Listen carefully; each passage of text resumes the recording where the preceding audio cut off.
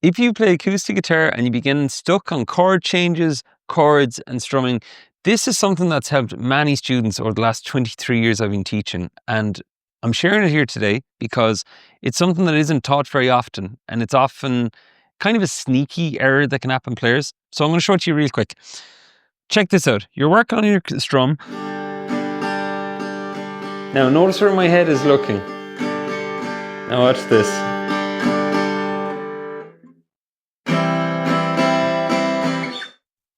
So, I was looking down my strumming hand, and you might be watching this going, but we do need to look at our strumming hand. Why? Because we miss the top string on C, we miss it on A minor, miss the top two strings on D.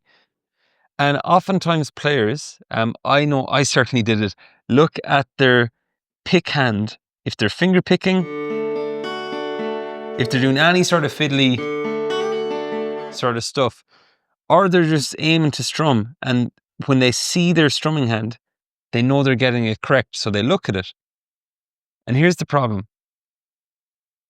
If you wait to look at your chord hand at the exact moment the chord change is supposed to have happened, meaning you're strumming on G, everything's fine, you know C's coming up, and it's at that exact moment you look over and you decide to start changing to C.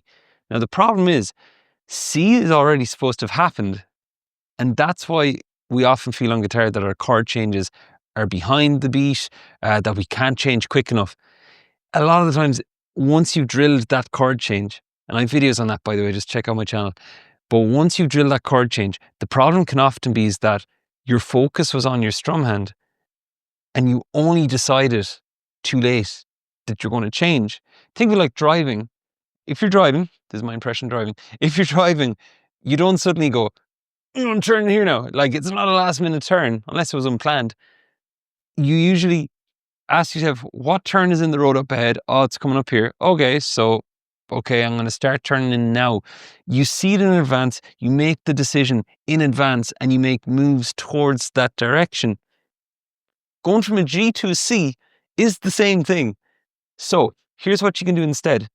And by the way, this isn't like a miracle cure that you'll suddenly do this. You will feel, and you might have felt this already, I know my students certainly do, a gravitational pull. Once you decide to look over here, if you have a habit of looking over here, your head, you have to push it back over here. So, playing G. Now watch this.